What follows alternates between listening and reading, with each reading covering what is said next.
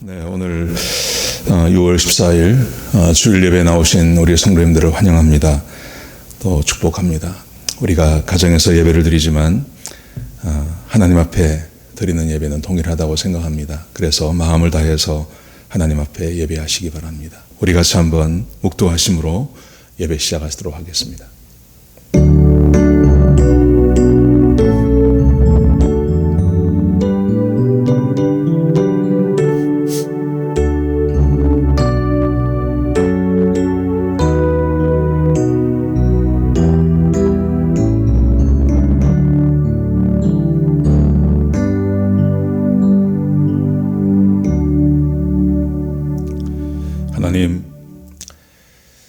하나님께서 우리를 사랑하시고 또 우리를 축복하셔서 오늘도 주님 앞에 나오게 하시니 감사합니다.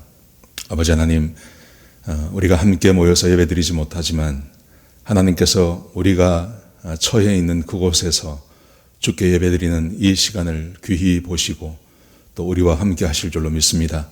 간절히 바라옵기는 우리가 마음을 다해서 하나님께 예배드리게 하시고 주의 이름을 찬양하게 하시고 또 하나님의 말씀에 귀를 기울일 때 하나님께서 우리를 찾아오셔서 우리와 함께 해주시며 우리에게 은혜를 부어주시는 그런 귀한 예배가 되게 하여 주옵소서. 예배를 시작합니다. 예배가 끝나는 시간까지 악한 원수마귀 일절 틈타지 못하게 하시고 오직 주님 홀로 영광을 받으시는 귀한 예배가 되게 하여 주옵소서.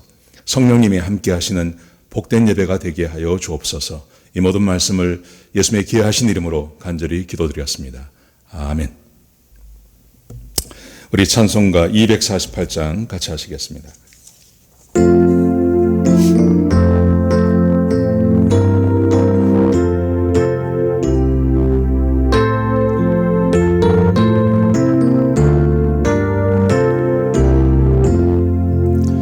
시온의 영광이 빛나는 아침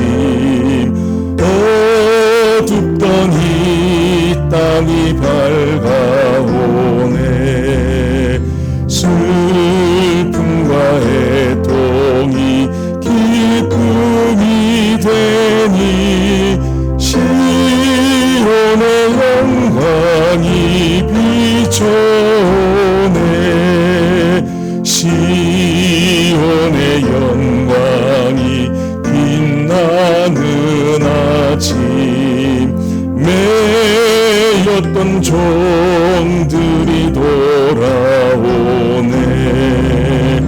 오래전 선지자 꿈꾸던 복을 만민이 다 같이 누리겠네.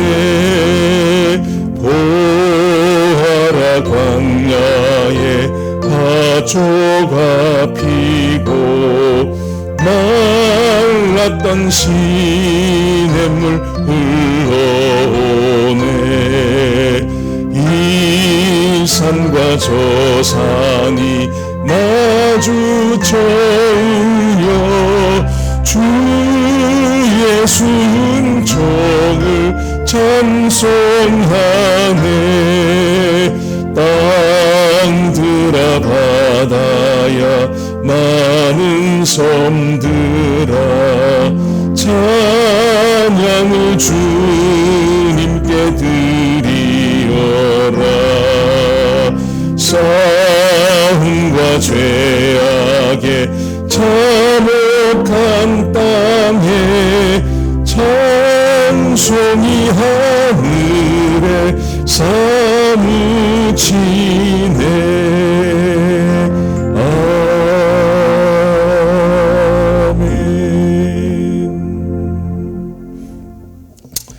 우리 성시 교독하시겠습니다. 교독문 11번입니다. 시편 28편 말씀을 우리 같이 교독하시겠습니다. 제가 먼저 읽겠습니다. 여호와여, 내가 주께 부르짖으오니 나의 반석이여 내게 귀를 막지 마소서. 주께서 내게 잠잠하시면 내가 무덤에 내려가는 자와 같을까 하나이다. 내가 주의 성소를 향하여 나의 손을 들고 주께 부르짖을 때에 나의 간구하는 소리를 들으소서. 악인과 행악하는 자와 함께 나를 끌지 마소서. 저희는 그 이웃에게 화평을 말하나 그 마음에는 악독이 있나이다. 저희는 여호와의 행하신 일과 손으로 지으신 것을 생각하지 아니하므로 여호와께서 저희를 파괴하고 건설치 아니하시리이다. 여호와를 찬송하며 내 간구하는 소리를 들으시미로다. 여호와는 나의 힘과 나의 방패시니 내 마음이 저를 의지하여 도움을 얻었도다. 같이 읽겠습니다. 여호와는 저희의 힘이시오 그 기름 부음 받은 자의 구원의 산성이시로다. 아멘. 이 시간 우리 구본진 집사님 나오셔서 기도 인도해 주시겠습니다. 주신 말씀의 순정함을 통해 저에게 한없는 복을 주시길 원하시는 하나님, 이번 코로나 사태 가운데서도 하나님의 말씀에 더욱 가까이 나갈 수 있는 기회를 주심에 감사를 드립니다. 또한 요즘같이 어수선한 상황에서 저희 교회와 교인들을 건강하게 지켜주심도 감사를 드립니다. 지난 3개월 동안 코로나 바이러스 영향으로 온라인을 통해 가정에서 예배를 드리고 있습니다. 비록 온라인 예배이지만 예배를 통해 리버사이드 침례교회가 더욱 성령 충만하여 이 환난 중에도 서로 돌아봐 격려하며 기도하고 사랑하게 하옵소서. 7월 중으로 교회가 대면 예배를 준비하고 있는데 철저한 준비와 방역을 통해 온전하고 건강한 예배가 될 수 있도록 도와주시옵소서. 이 세계적인 위기를 통해 저희 모두가 회개하게 하시고 하나님의 공의를 깨닫게 하시고 하나님의 말씀을 통해서만 저희가 보호되고 축복의 삶을 살 수 있다는 진리가 전 세계에 전파되는 기회가 되게 하여 주시옵소서.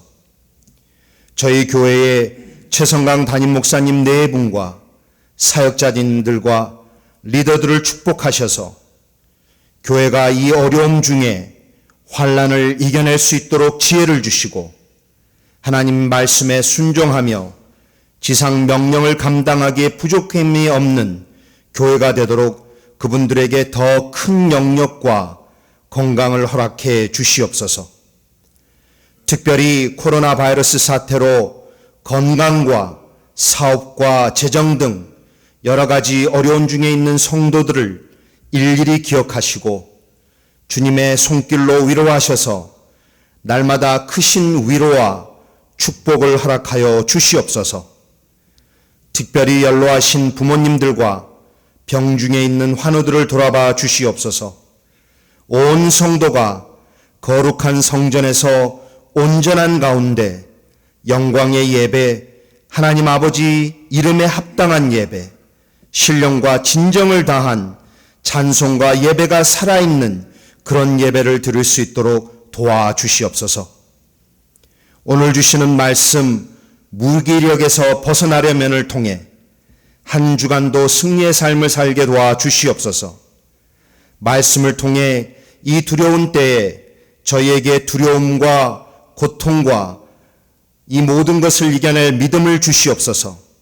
우리의 인생이 하나님을 왕으로 모시고 말씀에 순종할 때 축복받는 것임을 깨닫고 하나님께 더욱 나아가는 믿음의 공동체가 되도록 축복하시옵소서. 이제는 예배의 시작 시간입니다. 성삼위일체께서 예배의 주인 되어 주시며 예배를 시종일관 주관해 주시길 살아계신 예수 그리스도의 이름으로 간절히 기도하옵나이다. 아멘. 네, 교회 소식 알려드리겠습니다. 6월까지는 계속 온라인으로 예배를 드리고 7월 달에 가능하면 7월에 교회에서 함께 예배를 드리기를 원합니다. 그래서 우리가 이 사태가 시작되기 전에 한번 사부로 예배를 드리기로 그렇게 했었는데 가능하면 그렇게 사부로 예배를 드려서 우리 성도님들이 선택할 수 있는 초이스를 좀 더 많이 드리려고 합니다. 그리고 방역도 준비하고 있습니다. 다 방역할 수 있고 또 우리 주정부에서 원하는 대로 그렇게 법을 지켜가면서 예배 드리기를 원합니다. 그렇게 준비해 주시고 또 7월에 함께 예배 드릴 수 있도록 계속 기도해 주시기 바랍니다. 온라인 헌금 많이 해 주셔서 감사합니다. 힘들고 어려우실 텐데 계속 헌금해 주셔서 감사합니다. 혹시 헌금자 명단 확인해 보시고 빠진 분들이 있으면 교회로 연락해 주시기 바랍니다. 사무실 시간 참조하시고 교회에 개인적인 도움이 필요하신 분들은 교회로 연락해 주시기 바랍니다. 우리 하나님 말씀 같이 보시겠습니다. 사무엘상 11장 1절에서 15절까지 말씀입니다. 우리가 함께 읽을 부분은 6절부터 11절까지만 같이 읽도록 하겠습니다. 6절부터 11절까지 말씀입니다. 제가 한 절 읽고 여러분들이 한 절 읽고 해서 교독하시도록 하겠습니다.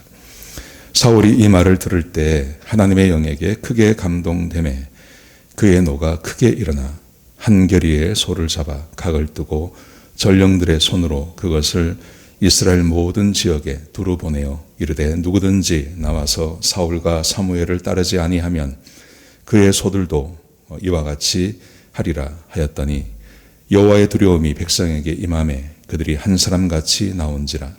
사울이 베색에서 그들의 수를 세어보니 이스라엘 자손이 30만 명이요 유다 사람이 3만 명이더라. 무리가 와 있는 전령들에게 이르되 너희는 길르앗 야베스 사람에게 이같이 이르기를 내일 해가 더울 때 너희가 구원을 받으리라 하라. 전령들이 돌아가서 야베스 사람들에게 전하매 그들이 기뻐하니라. 야베스 사람들이 이에 이르되 우리가 내일 너희에게 나아가리니 너희 생각에 좋은 대로 우리에게 다 행하라 하니라. 이튿날 사울이 백성을 3대로 나누고 새벽에 적진 한가운데로 들어가서 날이 더울 때까지 암몬 사람들을 치매 남은 자가 다 흩어져서 둘도 함께 한 자가 없었더라. 아멘. 사람에게 찾아오는 무서운 병이 참 많습니다. 특별히 암이 참 무섭습니다. 그래서 요즘은 암에 걸리지 않고 또 살려고 애를 쓰고 암에 혹시 걸렸다 하더라도 그 암을 이겨내기 위해서 얼마나 많은 사람들이 노력하고 또 연구하고 하는지 모릅니다.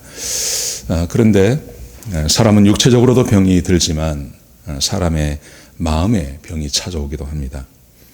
특별히 아무리 건강한 사람이라 하더라도 마음의 병이 찾아오면 그 사람은 마치 살았으나 죽은 것 같은 그런 삶을 사는 사람들이 있습니다. 특별히 저는 그게 무기력이라고 생각합니다. 무기력증에 걸리면 살아있지만 죽은 것과 마찬가지의 삶을 살게 되는 것입니다. 제가 얼마 전에 한 신문을 보다가 거기에 이런 칼럼을 봤습니다. 한 천재의 자살이라는 한 칼럼을 본 적이 있습니다. 이 칼럼을 쓰신 분이 자기 지인의 아들 중에 아주 천재로 소문난 아이가 하나 있었습니다. 이 아이가 대학을 갈 때 서울 공대에 합격을 했답니다. 그래서 그 학교에 플랜카드가 붙었습니다. 누구누구 서울공대 합격 이렇게 플랜카드가 붙을 정도로 소문난 천재였습니다. 축하하기 위해서 사람들이 그 집에 놀러도 가고 찾아가도 가기도 하고 했는데 가는 사람들마다 이렇게 말을 한 겁니다. 너 같은 천재는 공대에 가지 말고 법대에 가야 된다고. 공대 나와봤자 돈 몇 푼 받는 그런 셀러리맨밖에 더 하냐. 그러니까 너는 공대를 가지 말고 너 같은 천재는 법대를 가야 된다. 그렇게 여러 명이 이야기를 했는 것 같아요. 그랬더니 진짜 이 아이가 학교를 차퇴했습니다.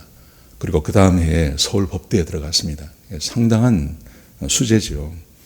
그리고 학교에 입학하자마자 그때부터 사법고시를 준비했다고 합니다. 그런데 이게 잘 안 됐습니다.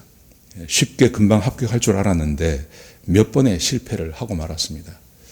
그리고 이 아이가 무기력증에 빠졌습니다. 한 번도 실패를 해본 적이 없는 이 사람이 몇 번의 시험을 쳤고 최선을 다했는데 거기에 몇 번 실패하고 나서 무기력증에 빠졌고 결국은 이 아이가 자살했다고 합니다. 그 칼럼에 쓴 분이 이렇게 이야기를 했습니다. 조금만 더 하면 되는데 그가 한두 번 만에 붙는 사람이 그렇게 많지 않지 않습니까?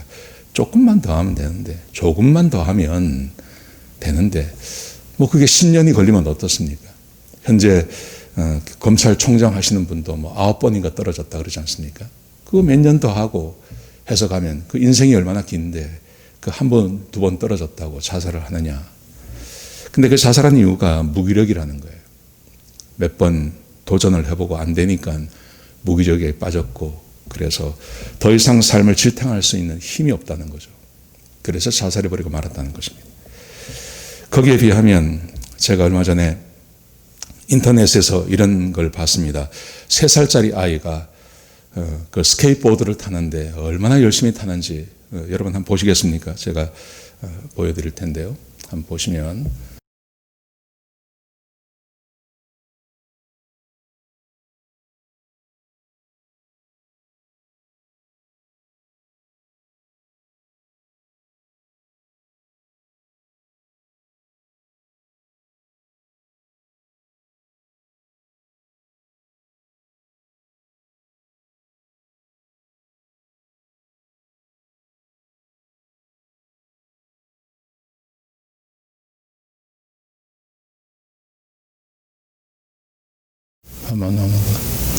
하여튼 저 아이가 3살짜리 아이인데 스케이트보드를 타는데 계단 내려오는 게 쉽지가 않지 않습니까? 근데 저 아이가 저거를 포기하지 않고 계속 타요. 두 가지 마음이 있는 거죠. 이렇게 자기의 삶을 이렇게 무기력, 몇 번의 실패로 인하여서 무기력에 빠져서 아무것도 하지 못하는 사람이 있는가 하면 실패함에도 불구하고 끝까지 도전해서 또 이루어내는 그런 사람이 있습니다. 우리가 원하는 마음은 이런 마음입니다. 끝까지 도전하는 것입니다. 포기하지 않는 겁니다. 무기력에 빠지지 않는 것입니다. 여러분, 하나님께서 자기 백성들을 위해서 하실 수 있는 일들이 굉장히 많이 있습니다. 그런데 하나님께서 하시는 마음, 오늘 우리가 이 사울을 함께 보고 있습니다. 지난주에도 함께 봤고 오늘도 함께 볼 텐데요. 하나님께서 사울에게 행하시는 일 중에 굉장히 중요한 일이 사울에게 새로운 마음을 부어주시는 것입니다. 그 새로운 마음이라는 것은 활력과 용기를 그에게 부어주는 것입니다. 사울이 공개적으로 왕이 되었습니다. 그리고 하나님께서 약속을 하십니다. 그 사울에게 내가 너와 함께 하겠다고 약속을 하셨습니다. 하나님께서 사울과 함께 하신다는 그 말의 의미가 어떤 걸까요? 우리는 지금 하나님이 함께 하십니다. 하나님이 함께 하십니다. 이런 말들을 굉장히 자주 씁니다. 그런데 하나님께서 사울에게 내가 너와 함께 하겠다고 약속하셨고 실제로 하나님께서 사울과 함께 하시는 이야기가 본문 가운데 기록되어져 있습니다. 여러분, 우리는 먼저 사울의 마음을 한번 살펴볼 필요가 있습니다. 사울이 가지고 있는 그 원래의 마음은 어떤 마음이냐 하면 그렇게 활력이 있고 이렇게 좋은 마음이 아닙니다. 사울은 굉장히 소심한 사람이었습니다. 우리가 본 성경에 의하면 그 사울이 자기 아버지가 나귀떼를 잃어버리고 그 나귀떼를 찾으러 가라 그랬습니다. 그때 찾으러 나갈 때 3일을 찾았지만 찾지 못했습니다. 그때 함께 간 그 하인이 한 사람이 있었는데 그 사람이 이렇게 말을 합니다. 이 동네에 사무엘이라는 사람이 살고 있는데 그 사람한테 찾아가서 물어보자 그랬습니다. 그때 사울이 뭐라고 이야기를 하냐면 나는 그 사람에게 줄 예물이 없다 그래요. 줄 예물이 없기 때문에 못 가겠다 그래요. 그랬더니 이 하인이 이렇게 말합니다. 내가 예물이 있다 그럽니다. 그게 무슨 말이냐면 사무엘이 이 사울이 왜 없겠습니까? 돈이 왜 없겠습니까? 근데 아주 이 마음이 굉장히 소심한 성격이라는 거죠. 잘 아시겠지만 그가 왕으로 선택이 되었습니다. 왕으로 선택이 될 때 그는 숨어버립니다. 그 부담되는 걸 싫어하는 것입니다. 거기다가 이 사람은 두려움이 굉장히 많은 사람이었습니다. 그래서 잘 아시겠지만 골리앗이 나와서 자기 백성과 하나님의 이름을 조롱할 때 이 사울이 한마디도 못합니다. 왕이고 또 백성을 이끌어야 될 사람이 한마디도 하지 못하고 뒤에 숨어 있지 않습니까? 거기다가 다윗이 등장해서 다윗이 능력을 행하고 또 그 사람의 인기가 올라가는 것에 대해서 굉장히 두려워합니다. 굉장히 두려워하죠. 거기다가 이 사람은 독립적인 사람이 아니었습니다. 이 사람은 항상 의존적인 삶을 살아갑니다. 사무엘이 죽은 다음에 더 이상 하나님의 말씀을 알 뜻을 알지 못할 때 이 사람이 밤에 변장하고 신접한 여인을 찾아가지 않습니까? 독립적으로 뭔가를 할 수 있는 성격이 아닙니다. 여러분, 그런데 하나님께서 이 사울, 이런 성격을 가진 이 사울에게 하나님께서 말씀하시기를 내가 너와 함께 하겠다고 약속해 주셨어요. 자, 그런데 오늘 본문의 말씀해 보시면 사울이 어떤 문제를 만납니다. 평소 사울의 성격이었으면 어떻게 했을까를 한번 생각하면서 이 말씀을 한번 보시기 바랍니다. 사무엘상 1장 11장 1절에서 3절 오늘 본문 함께 읽지는 않았지만 거기 보면 전쟁이 벌어졌습니다. 특별히 암몬 사람 중에 나하스라는 사람이 쳐들어왔습니다. 어디를 쳐들어갔냐 하면 길르앗 야베스라는 곳을 쳐들어갔습니다. 여기는 요단의 동쪽입니다. 요단강을 건너오기 전 요단의 동쪽에 있는 므낫세의 지파에 속한 그런 땅이었습니다. 거기가 길르앗 야베스가 살던 땅이었습니다. 이 사람이 이 나하스라는 사람이 여기에 쳐들어와서 이렇게 말을 하는 겁니다. 오른쪽 눈, 전 백성의 오른쪽 눈을 뺀 다음에 내가 너희와 언약을 맺겠다고 그렇게 이야기를 했습니다. 그러자 이 사람들이 굉장히 두려워합니다. 근데 오늘 본문에 보시면, 우리가 함께 읽은 본문에 보시면 6절을 한번 보시겠습니까? 거기 보시면 사울이 이 말을 들을 때, 사울이 길르앗 야베스에 나하스라는 사람이 쳐들어와서 그들의 눈을 빼겠다 그러고 내가 하나님을 모욕하겠다고 하는 그 소식을 들을 때 평소 이 사울의 성격 같아서는 숨습니다. 피해버립니다. 그리고 여기에 나서지 않았을 것입니다. 그런데 하나님께서 사울과 함께 하시겠다고 하셨습니다. 그리고 공식적으로 왕이 되었습니다. 하나님께서 이 사울과 어떻게 함께 하시는지를 한번 보시기 바랍니다. 6절을 다시 보시면요. 사울이 이 말을 들을 때 하나님의 영에게 크게 감동되매 하나님의 영에 감동이 되었습니다. 그래서 그의 노가 크게 일어나 마음에 노가 일어났습니다. 분노가 일어났다는 것입니다. 분노가 일어났습니다. 사울에게 잘 일어나지 않는 마음입니다. 분노가 일어났습니다. 그리고 이렇게 행합니다. 7절에 보시면 한겨리의 소를 잡아 자기가 지금 소를 가지고 밭을 갈고 있다가 이 소식을 들었습니다. 그러자 자기가 부리고 있던 그 한겨리의 소 2마리를 잡아버렸습니다. 그리고 각을 뜨고 전령들의 손으로 그것을 이스라엘 모든 지역에 두루 보내어 이르기를 누구든지 나와서 사울과 사무엘을 따르지 아니하면 그의 소들도 이와 같이 하리라. 내가 지금 전쟁에 나가려고 하는데 전쟁에 나오지 않으면 내가 그 집마다 찾아가서 그 소들을 이렇게 다 죽여버리겠다. 이렇게 말을 한 것입니다. 그랬더니 그 다음 말씀에 보시면 여호와의 두려움이 백성에게 임하매 하나님의 두려움이 백성에게 임해서 그들이 한 사람같이 나온지라 사람들이 다 나왔습니다. 우리가 읽은 것처럼 그랬더니 백성의 숫자가 33만 명이 나왔습니다. 그래서 8절에서 11절 말씀해 보시면 전쟁을 치렀고 전쟁에 승리하는데 어떻게 전쟁에 승리하냐면 새벽부터 해서 날이 더울 때까지, 그러니까 정오나 아마 한 2시로 보면요. 적어도 한 6시간 내지 8시간 만에 그 나하스라는 사람을 쫓아버립니다. 이 사건 때문에 백성들이 사울을 왕으로 인정하고 받아주는 것입니다. 여러분, 하나님께서 사울에게 행하신 일이 어떤 것인지를 보십시오.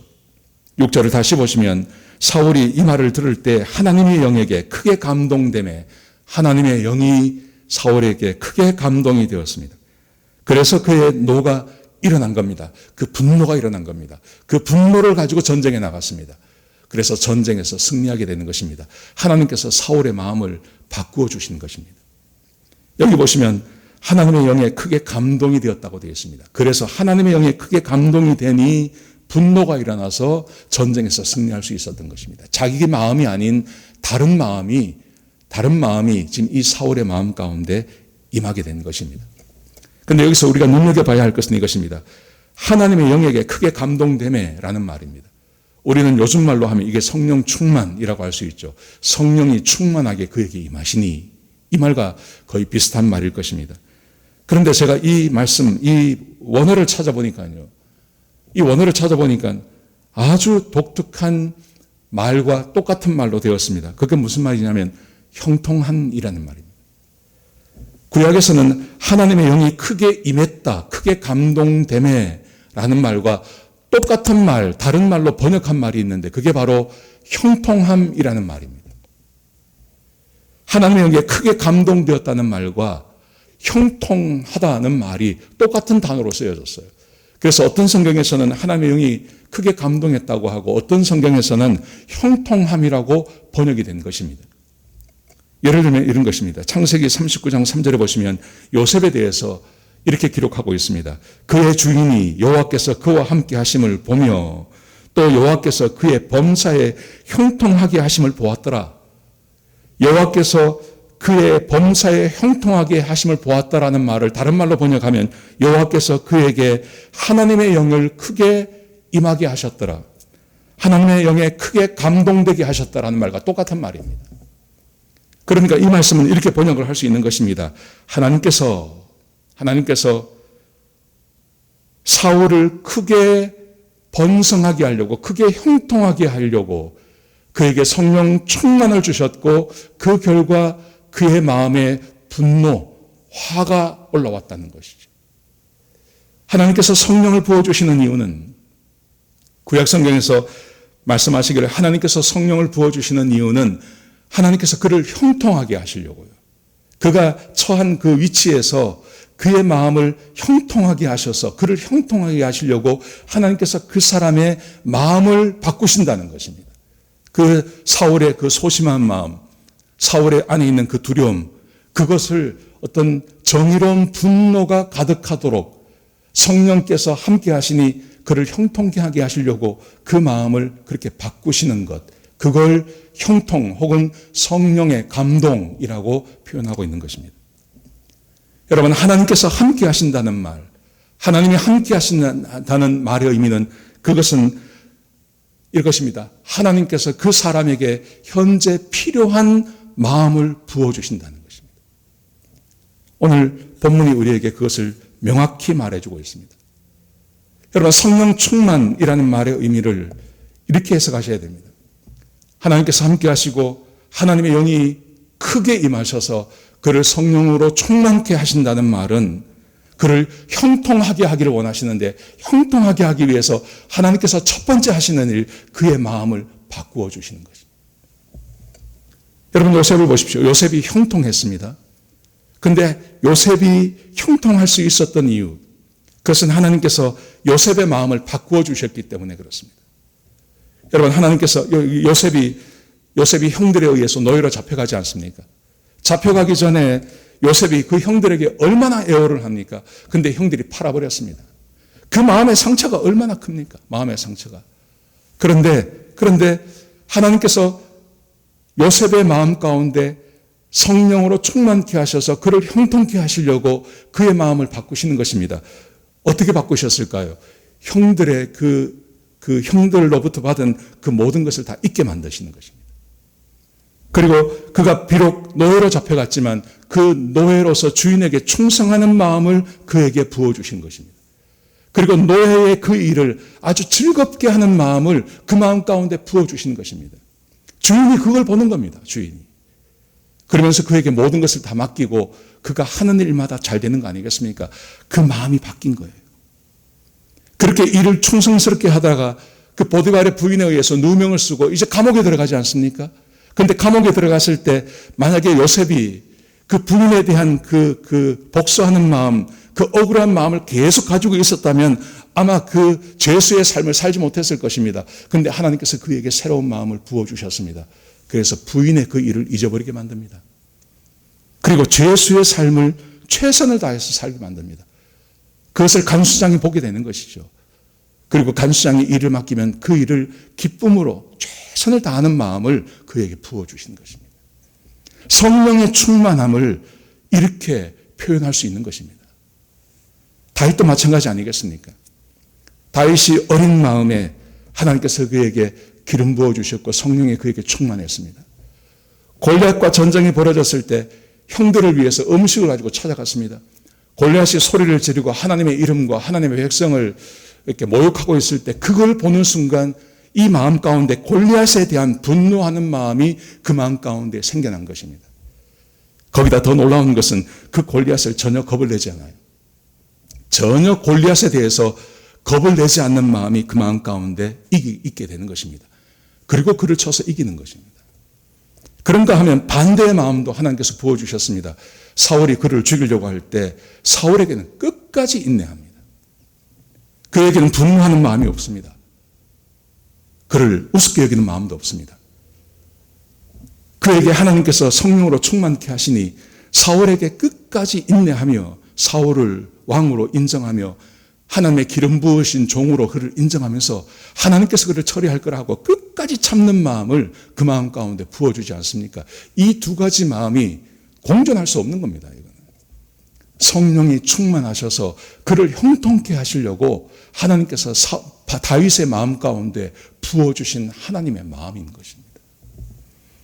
우리가 사무엘 상을 시작하면서 한나를 제일 먼저 만났습니다. 그 한나의 마음을 생각해 보십시오. 한나가 아들이 없을 때 얼마나 마음이 슬펐습니까? 분인나가 그를 얼마나 마음을 격동시킵니까? 근데 그 마음 가운데 분인나에게 혹은 자기 남편에게 그것에 대해서 불평하지 않았습니다. 그는 그 마음을 가지고 하나님 앞에 나가서 하나님 앞에 기도하는 마음을 하나님께서 그에게 부어주시는 것입니다. 그리고 아들을 얻게 되었을 때 자기가 소원한 대로 그 아들이 자란 다음에 하나님 앞에 그 아들을 드리는 그 충성스러운 마음을 하나님께서 이 한나에게 부어주시는 것입니다. 사무엘도 마찬가지 아니겠습니까? 그 어린 나이에 부모와 떨어져서 어머니 품을 떨어져서 하나님의 법궤가 있는 그곳에 들어갈 때 그 마음 가운데 하나님께서 충성스러운 마음을 부어주시는 것입니다. 그래서 그 어린 나이에 아무도 신경 쓰지 않고 눈길을 주지 않는 하나님의 법궤가 있는 그 회막 안에 등불을 꺼뜨리지 않는 그 충성스러운 삶을 해나가는 것입니다. 성령 충만이 그렇게 오는 것입니다. 여러분, 그런가 하면 반대의 사람들도 있었습니다. 엘리와 그 두 아들을 생각해 보십시오. 성령님이 그들과 함께 하지 않았습니다. 그렇기 때문에 그들에게는 마땅히 있어야 될 그 충성스러운 마음이 그들에게는 하나도 없었습니다. 그래서 그들의 인생이 버림받는 거 아닙니까? 여러분, 사람의 마음이 매우 중요합니다. 환경도 중요하지만 환경보다 더 중요한 것이 사람의 마음입니다. 환경이 아무리 열악하다 하더라도, 삶이 아무리 굴곡지고 삶이 아무리 힘들고 어렵다 하더라도 마음만 살아있으면, 요셉처럼 마음만 살아있으면, 다윗처럼 비록 왕에게 쫓기는 삶이 된다 하더라도 그 마음만 살아있으면 얼마든지 극복할 수 있는 것입니다. 그래서 성경이 말하기를 잠언 4장 23절에 보시면 모든 지킬 만한 것 중에 더욱 내 마음을 지키라. 생명의 근원이 이에서 남이니라. 마음을 지키라고 이야기하죠. 여러분, 그런데 우리가 경험해서 봐서 알지만 마음처럼 지키기가 어려운 게 없습니다. 마음이 움직이면 나도 어쩔 수가 없습니다. 마음이 요동치면 나도 어쩔 수가 없습니다. 내가 아무리 마음 먹는다 하더라도 이 마음이 요동치고 마음이 변해버리면 나도 어쩔 수가 없는 것입니다. 그런데 성령의 충만함, 그 성령의 충만함은 하나님께서 우리를 형통으로 인도하시는 것인데 그 형통케 하시는 성령의 충만이 하시는 일, 그게 사람의 마음을 꼭 필요한 곳으로, 꼭 필요한 마음, 꼭 그 상향에 있어야 할 마음으로 하나님께서 바꾸신다고 오늘 본문이 우리에게 말하고 있는 겁니다. 우리는 성령 충만에 대해서 오해하는 경우가 참 많습니다. 성령이 충만한 사람, 그러면 항상 영적으로만 해석합니다. 그래서 성령 충만하면 방언하고, 성령 충만하면 예언하고, 성령 충만하면 항상 기도하고, 그리고 자기의 삶과는 완전히 괴리되어진 삶. 그래서 어떤 분들은 성령 충만을 원하지 않습니다. 세상을 사는데 성령 충만이 그렇게 중요하지 않다고 생각합니다. 특별히 지금처럼 이렇게 뭔가 용기가 필요하고 뭔가 일을 해야 되고 현재 닥쳐온 이것을 극복해 나가는 데 있어서 기도하고 성령 충만한 것보다는 현실을 직시해서 바라보고 그 현실을 이겨내는 게 필요하지 않나. 그래서 여유가 있고 이럴 때는 성령 충만을 구할 수 있지만 지금처럼 이렇게 바쁘고 뭔가를 해야 될 때는 성령 충만은 별로 필요하지 않은 것으로 생각할 수 있습니다. 그런데 그렇지 않습니다. 오늘 본문이 우리에게 말하는 것처럼 하나님께서 사울이 왕이 되어서 그의 성격과는 전혀 다른 일을 해야 될 때 하나님께서 내가 너와 함께 하겠다고 약속하신 다음에 그에게 성령을 부어주셨고 그 성령은 형통함이라는 것이고 그 형통함을 위해서 그의 마음을 바꾸어 주시는 것입니다. 저는 지금 우리들의 문제가 특별히 우리 이민자의 문제 가운데 가지고 있는 것들이 우리의 마음이 필요합니다. 마음의 변화가 필요합니다. 이민 오셔서 사는 사람들 중에 이 이민 생활에 적응하지 못하는 분들이 계십니다. 이분들이 어떤 분이냐면 늘 한국 생각하는 사람들입니다. 이민을 오셨으면 여기에 필요한 마음이 있습니다. 여기에서 요구되어지는 어떤 마음이 있습니다. 이 땅에서 살아가면서 이민자로 살아갈 때 필요한 마음이 있습니다. 그런데 늘 한국 생각합니다. 늘 돌아갈 것을 생각합니다. 늘 과거를 생각합니다. 그래서 여기에 적응을 못하는 겁니다. 여기서 가져야 할 꿈이 있고, 여기서 가져야 할 희망이 있고, 여기서 즐겨야 할 즐거움이 있고, 여기서 얻어야 할 기쁨이 있는데 그걸 못하는 겁니다. 마음이 늘 옛날에 한국에 가 있는 겁니다. 그러니 이 땅에서 사는 게 지옥처럼 사는 분들이 꽤 많습니다. 그분들에게 마음이 좀 바뀌어야 되지 않겠습니까? 저는 우리 자녀들에게서도 이런 문제를 보게 되는 것이죠. 우리의 자녀들이 이 땅에 살면서 하고 싶은 게 없는 자녀들을 많이 보게 됩니다. 하고 싶은 게 없어요. 꿈도 없고 소원도 없고 희망도 없고 의욕도 없고. 그래서 학생 때는 공부를 열심히 해야 됩니다. 근데 공부 잘 안 합니다. 학교를 졸업하고 또 좋은 대학을 나왔음에도 불구하고 취업을 안 하려고 합니다. 이 사회생활을 하는 데 있어서 이렇게 적극적으로 의욕적으로 이 사회에 뛰어들어서 뭔가를 하고 해야 되는데 그렇게 하지 않습니다. 그 마음을 좀 바꿔야 되지 않겠습니까? 마음을. 근데 이 마음을 바꿀 수가 없는 겁니다. 이런 자녀들이 있어서 얼마나 마음 아파하는 우리 부모들이 많은지 모릅니다. 자식 때문에 이민 왔는데 그 자식 하나 잘 되게 하려고 얼마나 애를 씁니까? 최선을 다해서 모든 걸 다 해주지 않습니까? 우리 부모들은 갖지 못해도 자식이 필요하다면 가리지 않고 다 해주지 않습니까? 그런데 이 자녀들의 마음 가운데 의욕적으로 뭔가를 하려고 하는 마음이 없는 거예요. 그걸 볼 때마다 마음이 얼마나 아픈지 모릅니다. 그런가 하면 우리의 가정에서도 문제가 많습니다. 이 마음의 문제가 많습니다. 남편은 마땅히 아내를 사랑하고 자녀를 귀히 여기고 가정을 소중히 여기고 그 가정 안에서 기쁨을 찾고 행복을 찾고 해야 됩니다. 그런데 그 마음이 변해버리는 겁니다. 남편이 아내를 사랑하지 않습니다. 자식을 소중히 여기지 않습니다. 가정 안에서 기쁨을 느끼지 못합니다. 가정이 주는 그 즐거움이나 가정이 주는 행복을 느끼지 못합니다. 그래서 가정에서 겉도는 남편들이 많습니다. 자꾸 밖으로 나갑니다. 헛된 것을 바라봅니다. 마음이 변하지 않아서 그렇죠. 마음이. 아내들도 마찬가지 아닙니까? 남편을 존중하고 가정을 귀히 여기고 가정을 잘 보듬어 가고 가꾸어 나가야 되는데 그렇지가 못합니다. 그래서 집에서 밥을 하고 청소하고 하는 것을 굉장히 싫어하고 행복한 마음이 없고 기쁨이 없고. 여러분, 이 모든 게 마음의 문제입니다. 이 모든 게 마음의 문제입니다. 그런데 오늘 본문이 우리에게 주고 있는 말씀은 이렇게 말씀하십니다. 성령이 우리 안에 충만히 임하시면, 성령이 사울이 가지고 있던 그 원래의 마음, 그 마음을 하나님께서 제거하시기 위해서 그에게 성령으로 충만케 하시고 그를 형통하게 하기 위해서 그 안에 없던 전혀 새로운 마음을 그에게 부어주셔서 그가 왕으로서 사람들에게 인정받는 일을 하게 하시는 것이죠. 저는 이런 은혜가 지금 우리에게 필요하다고 생각합니다.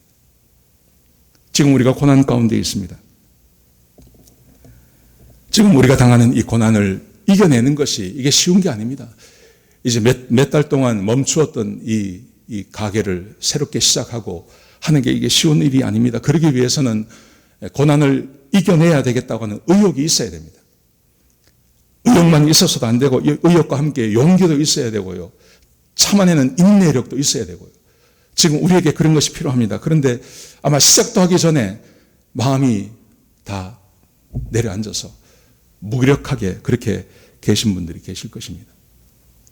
그런데 한 가지 분명한 사실은 성령이 우리 가운데 역사하시면, 성령 충만하면, 그러면 하나님께서 전혀 새로운 마음을 우리 마음 가운데 부어주신다는 거죠.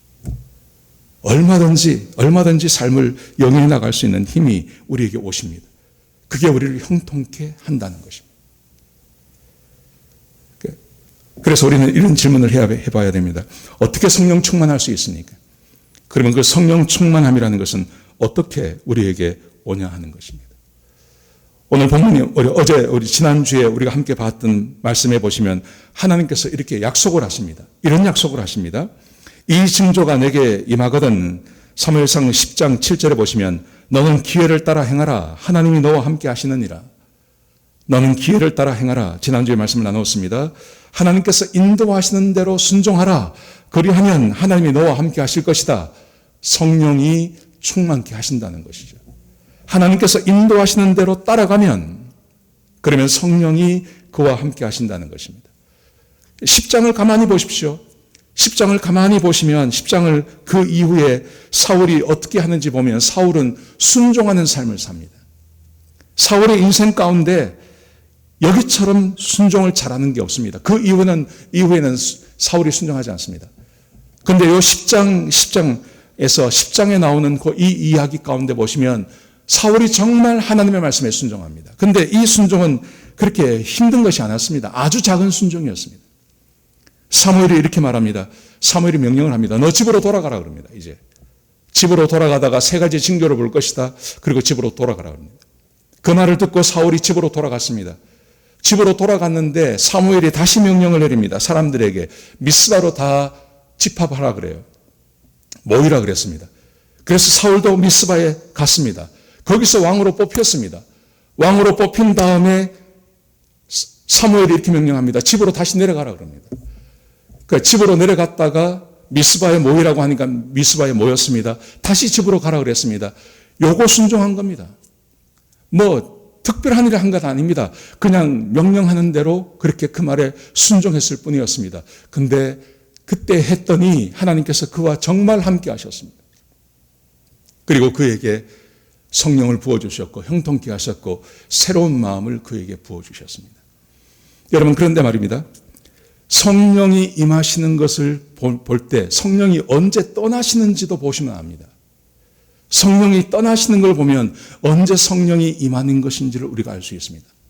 사울에게 성령이 떠나신 적이 있었습니다. 물론 13장, 14장에서도 문제가 있었지만 15장에 아주 결정적으로 성령님이 떠나시는 사건이 발생합니다.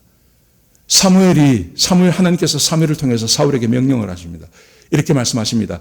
하나님께서 너를 택하셔서 기름 부어주셔서 왕으로 선택했다. 그러므로 너는 지금부터 가서 아말렉을 쳐서 모든 사람을 다 진멸하고 그리고 모든 짐승을 진멸하라고 명령하십니다. 그런데 사울이 이 말씀에 불순종합니다. 성경에 보시면 그 아말렉의 왕 아각 왕을 살려줍니다. 그리고 자기 보기에 좋은 것, 기름진 것, 양과 소를 살려줍니다. 그리고 자기가 보기에 별로 가치가 없고 그리고 하찮게 여겨지는 것만 다 죽였습니다. 하나님 말씀에 순종하지 않습니다.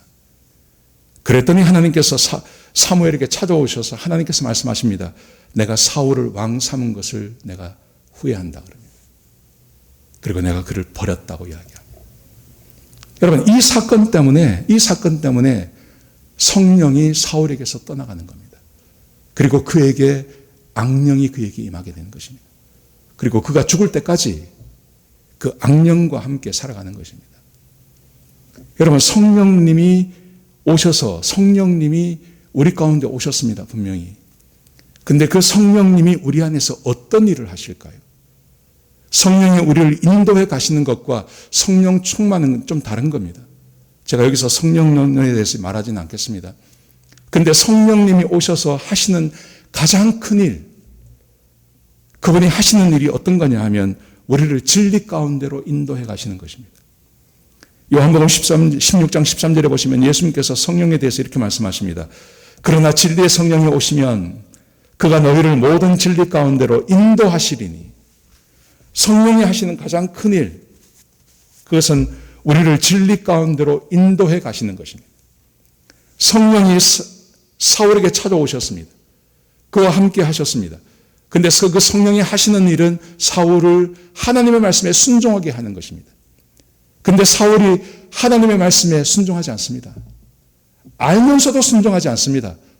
그러자 하나님께서 그 성령을 거두어 가시는 것입니다. 그러자 성령이 함께 하셨던 그 마음도 함께 가져가 버리십니다. 그래서 그가 골리앗을 두려워하는 것입니다. 그래서 그가 다윗을 두려워하는 것입니다. 두려워할 필요가 없는데요. 다윗을 두려워하는 것입니다. 성령이 하시는 일, 그것은 우리를 모든 진리 가운데로 인도해 가시는 것입니다. 요한복음 14장 26절에 보시면 성령님에 대해서 예수님께서 또 이렇게 말씀하세요. 보혜사 곧 아버지께서 내 이름으로 보내실 성령, 그가 너에게 모든 것을 가르치고 내가 너에게 말한 모든 것을 생각나게 하리라. 성령님이 우리에게 오셔서 하나님의 말씀을 가르치고 생각나게 하십니다. 성령님이 이 일을 하시는 것입니다. 여러분, 성령께서 오셔서 하시는 가장 위대한 일, 성령의 은사도 주시고 여러 가지 일을 하십니다. 우리의 마음을 바꾸기도 하십니다. 그런데 거기에 앞서서 성령이 하시는 일은 우리를 하나님께로 인도하고 하나님의 말씀에 순종하도록 하는 일을 성령이 하신다고 말씀하세요. 여러분, 성령 충만한 것이 곧 형통케 한다 그랬습니다. 근데 그 형통케 하는 일, 이게 사람의 마음을 바꾼다 그랬죠. 근데 그 성령 충만은 어디서 오는 거냐 하면 항상 하나님의 말씀과 연관이 있는 겁니다. 하나님의 말씀과 연관이 있고 성령은 하나님의 말씀으로 우리를 인도하기 때문에 성령 충만함이라는 것은 하나님의 말씀을 떠나고 하나님의 말씀에 순종하는 것을 떠나서는 성령 충만함은 절대 우리의 삶에 올 수 없습니다. 성경에 보시면 형통함과 연관된 말이 많아요. 아까 말씀드린 것처럼 형통함이 곧 성령 충만이라고 그렇게 구약 성경에서는 말씀을 드렸습니다. 근데 그 형통함, 성령 충만이 어떻게 가능한지 성경은 이렇게 말합니다. 시편 1편 1절에 보시면 우리가 익히 알고 있는 말씀입니다. 복 있는 사람은 악인들의 꾀를 따르지 아니하며 죄인들의 길에 서지 아니하며 오만한 자들의 자리에 앉지 아니하고 오직 여호와의 율법을 즐거워하여 그의 율법을 주야로 묵상하는 자로다. 그는 시냇가에 심은 나무가 철을 따라 열매를 맺으며 그 잎사귀가 마르지 아니함 같으니 그가 하는 모든 일이 다 형통하리로다. 여기서 형통한 일의 말이 나오죠. 형통한 사람이라는 것은 하나님의 말씀을 즐거워하고 그 율법을 주야로 묵상하는 사람인데 이 형통함이라는 것이 성령의 충만과 같은 말이라고요. 성령 충만은 어디서 오는 거냐 하면 여호와의 율법을 즐거워하고 율법을 주야로 묵상하는 자에게 하나님께서 성령 충만을 더하시고 그게 형통함으로 임하는 것이고 그 형통함으로 주시기 위해서 하나님께서 우리에게 필요한 말씀들을 마음을 허락해 주신다는 것입니다. 이게 연결이 되는 것입니다. 여호수아 1장에서 하나님께서 여호수아를 부르신 다음에 여호수아가 모세의 뒤를 잇지 않습니까? 그리고 그에게 이렇게 말씀하십니다. 오직 강하고 극히 담대하여 나의 종 모세가 내게 명한 그 율법을 다 지켜 행하고 우로나 좌로나 치우치지 말라. 그리하면 어디로 가든지 형통하리로다. 어디로 가든지 성령 충만하게 될 것이다. 어디서 무슨 일을 하든지 너에게 필요한 용기와 너에게 필요한 지혜와 너에게 필요한 그 용감한 마음까지 내가 주겠다고 하나님께서 말씀하시는 것입니다. 그 전제 조건이 뭡니까? 나의 종 모세가 내게 명령한 그 율법을 다 지켜 행하면 좌로나 우로나 치우치지 아니하면 그렇게 하시겠다는 것입니다. 1장 8절에 보시면 이 말씀을 한 번 더 강조하십니다. 이 율법책을 내 입에서 떠나지 말게 하며 주야로 그것을 묵상하여 그 안에 기록된 대로 다 지켜 행하라. 그리하면 내 길이 평탄하게 될 것이다. 이 평탄이란 말도 형통이란 말과 똑같습니다. 성령 충만과 똑같습니다. 언제 성령 충만해지냐 하면 이 율법책을 내 입에서 떠나지 않게 하고 주야로 그것을 묵상하여 그 안에 기록된 대로 다 지켜 행하는 것. 그러면 하나님께서 그에게 성령 충만을 부어주신다고 약속하고 계신 것입니다. 여러분, 사람의 마음은 어쩔 수가 없죠. 내가 내 마음을 어떻게 못합니다. 우리 아이들에게도 모든 것은 다 해줄 수 있지만 그 아이들의 마음을 바꿀 수는 없습니다. 무기력에 빠져버린 마음, 그리고 세상 일에 어떤 열심을 갖지 않는 마음, 이런 마음들을 바꿔줄 수는 없는 것입니다. 그런데 한 가지 분명한 것, 하나님의 성령이 우리 가운데 임하시면, 그 성령님이 충만히 임하시면, 그런 충만히 임한 그 성령님이 우리의 마음을 지금 내가 필요한 그 마음으로 하나님께서 바꾸신다는 거예요. 얼마나 귀한 말씀인지 모릅니다. 저는 오늘 이 말씀을 지난 일주일 동안 생각하면서요, 제 마음이 얼마나 좋았는지 몰라요. 성령 충만 그러면요, 마치 교회 안에 있는 분들도 그거는 광신도들만 구하는 것, 이렇게 생각한다는 거죠. 근데 하나님께서, 우리가 요즘 새벽 예배마다 보지 않습니까? 하나님께서 우리에게 복을 주기를 원하시는 거예요. 그런데 하나님께서 그 복 중에 가장 귀한 복, 우리에게 필요한, 우리를 형통케 하시는 그 복, 그 형통케 하심을 표현하실 때 성령 충만함이 그를 형통케 하신다고요. 근데 그 형통함을 위해서 필요한 것, 우리의 마음이 바뀌는 거죠. 우리의 마음. 내 마음이 바뀌는 거죠. 아무리 힘들고 어렵다 하더라도 내 마음에 기쁨이 있으면 괜찮습니다. 이겨낼 수 있습니다. 환경이 아무리 힘들고 어렵다 하더라도 내 마음에 소망이 있으면요, 이겨낼 수 있는 거죠. 그런데 환경이 아무리 좋고 순탄한 길이 열려있다 하더라도 내 마음이 죽었어요. 내 마음이 무기력해요. 내 마음이 우울해요. 내 마음이 절망적이에요. 그러면 아무것도 못하는 것입니다. 참으로 다행스러운 것은 하나님께서 우리에게 이 마음을 주시겠다고 약속하고 계시는 것입니다. 성령 충만을 구하시기 바랍니다. 저는 우리 성도님들의 성령 충만하셨으면 좋겠어요. 그리고 우리 성령 충만한 우리 성도님들이 우리 생겨나서 이 힘들고 어려운 사태를 이겨내고, 그리고 사람들 앞에 서서 간증하는 그런 시간들이 있었으면 좋겠습니다. 하나님께서 도우셨다고, 나를 축복하셨다고, 그런 말들이 있었으면 좋겠습니다. 미국에서 가장 존경받는 대통령이 아브라함 링컨이라고 그래요. 그런데 이 아브라함 링컨은 불굴의 의지를 가진 사람이었습니다. 그 사람을 연구해 보면 이래요. 공식적으로 27번의 실패를 했대요. 근데 그 실패를 이겨내고 대통령이 된 사람이라는 거예요. 그가 실패한 것을 제가 읽어드리겠습니다. 22살에 사업에 실패했습니다. 23살에 주의회의 의원으로 나갔다가 낙선을 했습니다. 24살에 다시 사업에 실패해서 그때 빚진 돈을 17년 동안 갚았다 그럽니다. 29살에 의회 의장직에 나갔다가 낙선을 했습니다. 31살에 대통령 선거위원회에 나갔다가 낙선을 했습니다. 34살에 하원의원에서 낙선했습니다. 37살에 하원에 당선이 되었는데 2년만 하고 39살에 다시 낙선을 했습니다. 46살에 상원의원에 낙선을 했습니다. 47살에 부통령에 나갔다가 낙선을 했습니다. 49살에 다시 상원의원에 나갔다가 낙선을 했습니다. 그리고 51살에 대통령, 미국 16제 대통령에 출마했는데 거기에 됐어요. 그의 인생 계속 낙선이, 계속 51살이 될 때까지 변변한 거 한번 해보지 못하고 계속 사업도 정치도 계속 실패한 사람이라는 거죠. 이렇게 이야기를 하면 사람들은 아브라함 링컨을 불굴의 의지를 가진 사람이라고 생각합니다. 여러분, 그런데 이거 아십니까? 링컨은요, 우울증 환자였어요. 링컨의 우울증이라는 책이 있습니다. 링컨은 타고난 우울증 환자라는 거예요, 이 사람은요. 왜 그러냐 그랬더니 태어나서 자기 얼마 안 돼서 자기 남동생이 하나 있었는데 남동생이 죽었대요. 9살에 자기 어머니가, 친어머니가 죽습니다. 그리고 얼마 지나지 않아서 누나가 하나 있었는데 그 누나가 아이 낳다가 죽어버렸습니다. 거기다가 자기의 첫사랑 앤이라고 하는 여인이 있었는데 이 여인도 죽었습니다. 결혼해서 2 아들을 낳았는데 그 2 아들이 다 죽습니다. 그러니까 이 사람은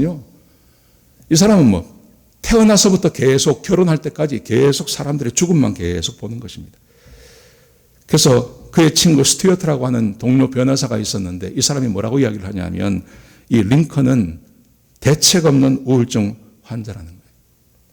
링컨 전집에 보면 불안하다는 말을 제가 써보지는 않았는데 그렇게 이야기합니다. 199번 불안하다는 말을 늘 달고 산대요, 이 사람이. 근데 링컨이 우울증을 어떻게 이겨내었냐 하면 링컨은 언제나 성경을 가지고 살았답니다. 성경을 가지고 다녔답니다. 이 사람이 대통령이 되어서 남북전쟁이 벌어지지 않습니까? 그때 우울증을 극복한 이야기를 이렇게 이야기하고 있습니다. 게티스버그에서 전투가 한창일 때 그의 마음이 너무 불안했대요. 이 사람은 연방이 깨지는 걸 원치 않았습니다. 연방이 하나 되게 하기 위해서 전쟁을 시작을 했는데 동족이 싸운다는 게 너무 마음이 아픈 겁니다. 한 나라가 싸운 게 너무 마음이 아픈 겁니다. 그래서 항상 가슴 아파했습니다. 안 그래도 우울증 환자인데 얼마나 가슴이 아팠겠습니까? 게티스버그에서 전쟁이 한창인데 근데 마음이 편하지가 않아요. 이분이 이렇게 말을 합니다. 성경을 읽다가 그 성경을 쭉 읽어나가는데 자기 마음 가운데 이런 마음이 들더래요. 모든 것이 하나님 손에 달렸지 하는 생각이 딱 들어오더랍니다. 자기가 전쟁을 해야 되고 자기가 이 전쟁을 시작했고 이 전쟁에서 이겨야 되고 수많은 젊은 사람들이 죽어나가는 그 현장을 보면서 가슴이 너무너무 아프고 미어지는데 성경을 쭉 읽어나가는데 자기 마음 가운데 모든 게 하나님의 손에 달려있지 라는 생각이 확 들어오더랍니다. 그리고 이어서 이렇게 말합니다. 그랬더니 하나님의 달콤한 위안이 내 영혼 속으로 흘러 들어왔습니다. 하나님의 달콤한 그 위로가 자기 영혼 가운데 확 들어오더래요. 그래서 살아날 수 있는 거죠. 여러분, 이 사람이 이런 하나님의 위로를 이때 처음 했겠습니까? 아닙니다. 아까 말씀드린 것처럼 20살 때부터 사업에 실패했습니다. 계속 떨어졌습니다. 시의원, 하원, 상원 계속 떨어졌습니다. 그렇게 떨어질 때마다 이 사람은 항상 성경을 가까이 대하고 그 성경을 보고 그 성경에서 위로를 받는 사람이었는데 이 사람이 왜 이렇게 성경에 집착했을까요? 성경을 읽을 때마다 그 하나님 말씀 앞으로 들어갈 때마다 자기의 슬픔과 아픔과 실패와 좌절을 가지고 하나님 앞에 가서 성경을 읽을 때마다 하나님께서 그를 위로해 주시는 겁니다. 그리고 그의 영혼에 하나님께서 달콤한 위로와 위안을 그에게 부어주시는 것입니다. 여러분, 이것이 성령 충만함의 한 형태가 되는 것입니다. 저는 지금 우리에게 이런 성령의 위로가 필요하다고 생각합니다. 지금 벌써 3개월째 사업을 접고 있는 분도 계시고 사업을 시작하지 못하는 분도 계시고 사업을 열었는데 옛날 같지 않은 거예요. 옛날 같지가. 그래서 얼마나 힘들고 어렵습니까? 여러분, 이렇게 힘들고 어려울 때 내가 마음을 다 잡는다고 해서 되는 게 아니지 않습니까? 현실이 우리를 절망시키는데요. 현실이 나를 절망시키기 때문에 내가 아무리 마음을 다 잡아도 이게 안 될 수가 있습니다. 이거 잘못 지나가면 우리 인생 망치는 겁니다. 여기서 위로를 얻기 위해서 어떤 분들은 술을 찾고 어떤 분들은 도박에 빠지고 어떤 분들은 마약에 빠지고 그렇게 되는 겁니다.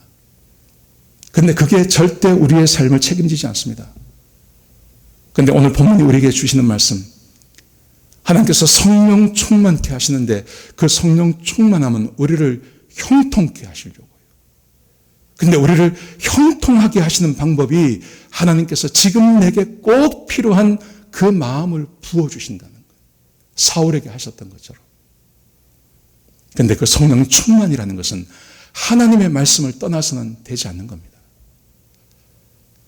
좌로나 우로나 치우치지 않고 그 하나님의 말씀을 받고 그 하나님 말씀을 즐거워하고 내가 실천하고 내가 적용해야 될 부분이 있으면 그 하나님의 말씀으로 내 삶을 적용해 나갈 때, 그때 하나님께서 성령으로 충만케 하시고 내 삶을 형통케 하시기 위해서 하나님께서 내 마음을 바꾸어 주십니다.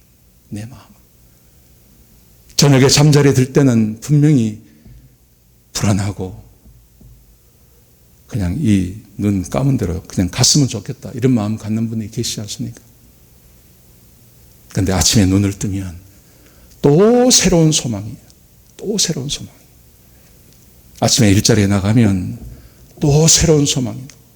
또 새로운 소망이 일어나고 또 새로운 용기가 생겨나는 것, 그게 성령님, 하나님이 우리와 함께 하시는, 하나님이 하시는 일이라는 것이죠. 이런 은혜가 저와 여러분의 삶에 있기를 축복합니다. 이번에 하나님 가까이 가십시오. 하나님 말씀 가까이 대하십시오. 성령 충만을 구하십시오. 하나님께 형통함을 구하십시오. 마음이 바뀌게 해달라고 구하십시오. 그리고 하나님 말씀 앞으로 나가시기 바랍니다. 이런 은혜가 저와 여러분에게 있기를 축복합니다. 우리 같이 한번 기도하시겠습니다. 하나님, 귀한 말씀 주셔서 감사합니다. 오늘 성령 충만에 대해서 말씀하셨습니다. 아버지 하나님, 우리 성도님들에게 성령 충만케 하시옵소서. 우리 가운데 좌절하고 절망하고 또 무기력에 빠져있는 우리 성도들이 있습니까? 하나님께서 찾아가 주셔서 그들이 말씀을 집어들고 하나님 말씀 앞으로 나갈 때 약속하신 것처럼 그들을 형통케 하시기 위해 성령으로 충만함을 더하여 주옵소서. 우리에게 새로운 마음을 부어 주시옵소서. 지금 우리에게 필요한 마음들이 있습니다. 용기 있는 마음이 필요합니다. 어떤 사람들에게는 의로운 분노가 필요하고 어떤 분들에게는 새 일을 시작하는 그런 희망적인 마음이 필요합니다. 아버지 하나님, 그런 마음들을 우리에게 허락하여 주시옵소서. 한 사람도 무기력에 빠져있는 자가 없게 하시고 좌절에 빠져있는 자가 없게 하시고 패배의식에 빠져있는 자가 없게 하여 주시옵소서. 성령으로 충만케 하여 주시옵소서. 주님 감사합니다. 예수님의 귀하신 이름으로 간절히 기도드렸습니다. 아멘. 우리 찬양하시겠습니다. 235장입니다. 우리 준비하신 대로 하나님 앞에 헌금하시겠습니다.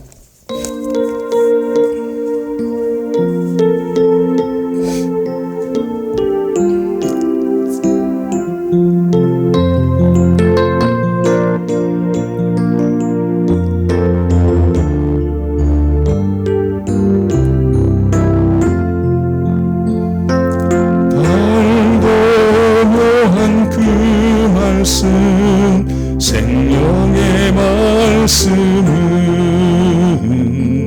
귀한 그 말씀 진실로 생명의 말씀이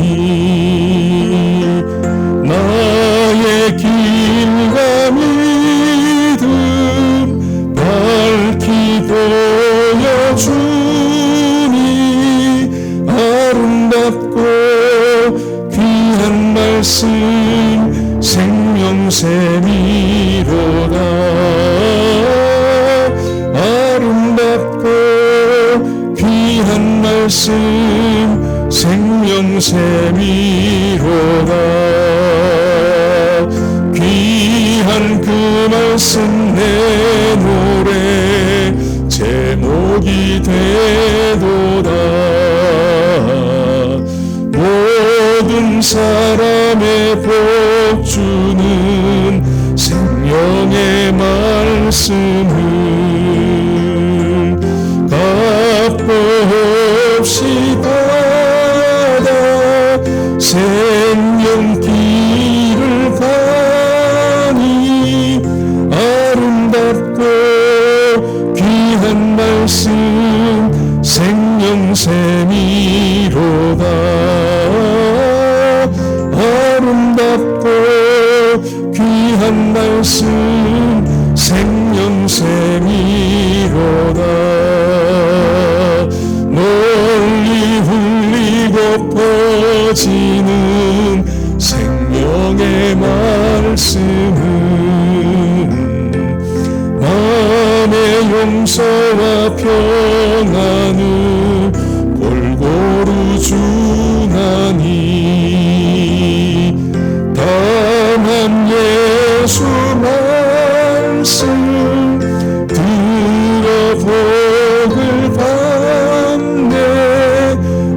아름답고 귀한 말씀 생명샘이로다. 아름답고 귀한 말씀 생명샘이로다.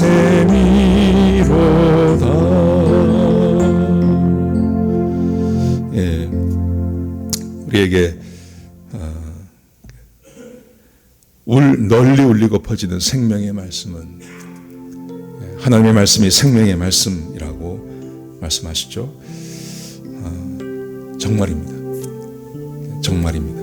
하나님의 말씀에 순종하시면 하나님께서 우리를 평탄케 하십니다. 그리고 우리의 마음도 바꾸어 주십니다.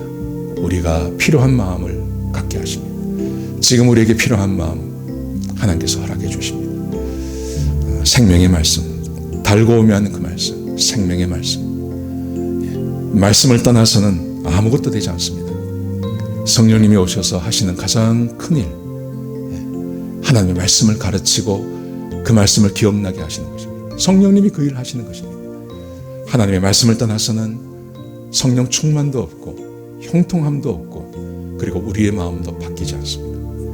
그런데 하나님의 말씀 앞으로 나가시면 하나님께서 그 일을 하십니다. 이 말 꼭 기억하시기 바랍니다. 우리가 한번 기도하시겠습니다. 하나님, 우리에게 귀한 말씀 주셔서 감사합니다. 우리에게 살 길을 말씀해 주셔서 감사합니다. 하나님, 우리에게 마음이 필요합니다. 변화되어진 마음이 필요합니다. 용기 있는 마음이 필요합니다. 간절히 바라옵기는 우리 성도들에게 하나님 그 마음 허락하여 주시옵소서. 아버지 하나님, 우리를 형통케 하여 주시옵소서. 한 사람도 망하는 자가 없게 하여 주시옵소서. 하나님이 주시는 형통함을 누리게 하여 주옵소서. 하나님, 형통함이 곧 성령의 충만함이라고 말씀하셨습니다. 하나님의 말씀을 가까이 대하고 그 말씀 앞에 순종하기를 원하는 우리 성도들에게 성령으로 충만케 하시고 그들을 형통케 하시고 우리에게 필요한 마음도 허락하여 주시옵소서. 한 사람도 무기력에 빠져 있는 자가 없게 하시고 절망 가운데 있는 자가 없게 하여 주시고 새로운 용기를 가지고 이 삶을 살아나갈 수 있도록 하나님께서 역사하여 주시옵소서. 이제는 우리 주 예수 그리스도의 끝끝인 은혜와 우리 아버지 하나님의 끝끝인 사랑과 성령 하나님의 내주하시고 인도하시는 그 은혜가 하나님 앞에 형통함을 누리기를 원하며 그래서 성령 충만함을 구하는 우리 모든 성도들에게 하나님 필요한 마음을 허락해 주시고 주의 은혜를 더하여 주시옵기를 우리 주 예수 그리스도의 이름으로 간절히 축복하며 기도드렸습니다. 아멘.